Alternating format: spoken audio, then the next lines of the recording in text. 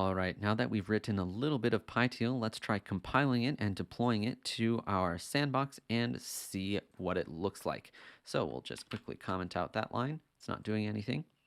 And let's compile it. So we'll say ./build.sh. We'll say contracts.counter.step _01 and build that. And that'll output to our build directory here.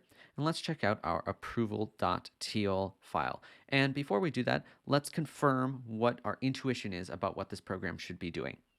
So we are going to be, first of all, going through this kind of a long if statement that's figuring out what is the particular event, what type of transaction is our smart contract dealing with, and we're only responding to this init event, in which case we're doing two global puts and an approve.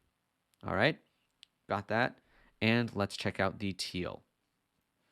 So this is a lot more complicated than the teal that we looked at last time, but it's really not too bad.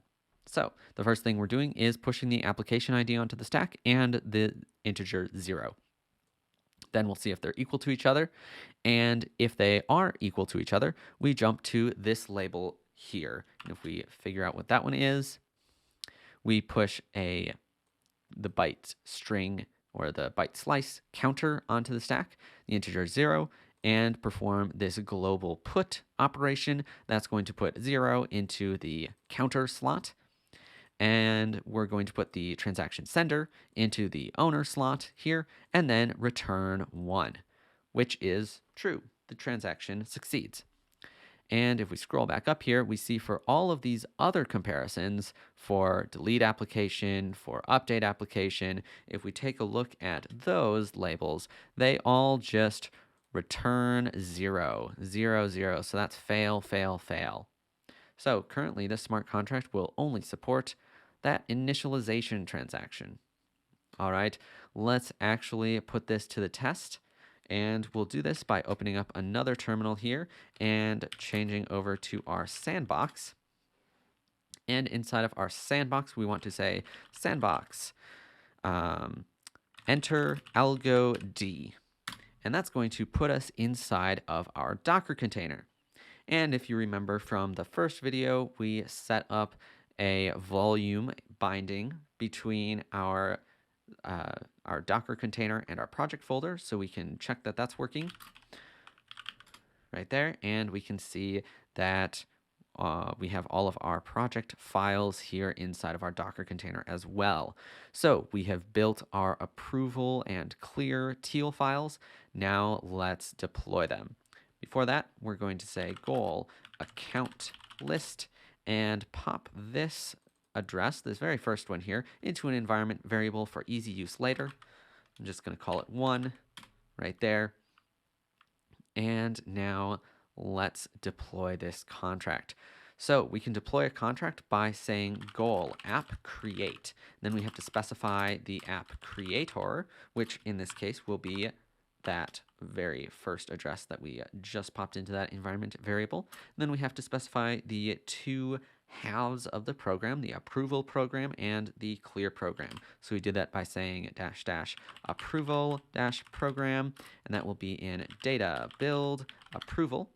And we need to say our clear program is in data build clear.teal. And then we need to specify the schema. So the schema is what type and how many of each type and where are we storing data with this contract. So in this case, we're only storing things in the global schema.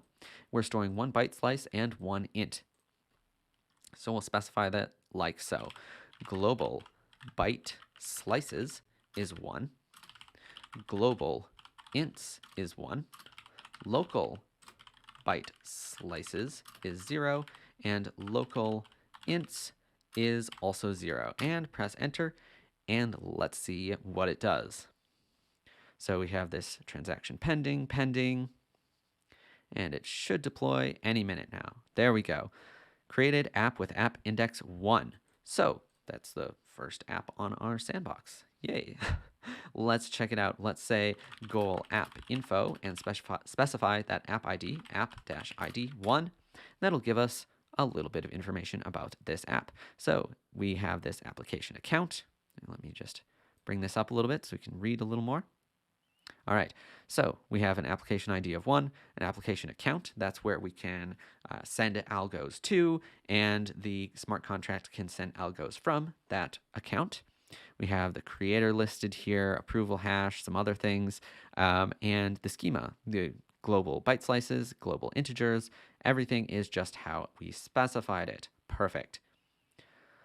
All right, now let's see what the contract is storing inside of it. So we should have an owner and a counter key inside of our smart contract storage. We can read the smart contract storage by saying goal app read. Then we specify what schema we want to read. In this case, it's the global schema.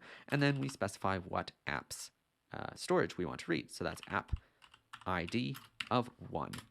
And it gives us this slightly difficult to read JSON output. In this case, our this counter key, it contains only one key, and this is actually specifying the type, and that just tells us that it is an integer. And the fact that it's storing nothing else tells us that it's a 0.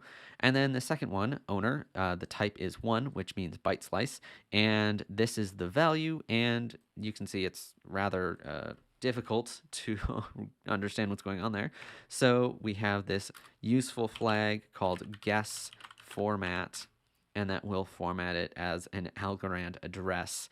And the owner, it says, is IJ and if we just see what that address was that we used to deploy it, that is indeed the same address, IJ and YE. Perfect. All right, so that is looking good so far. It's working exactly as intended.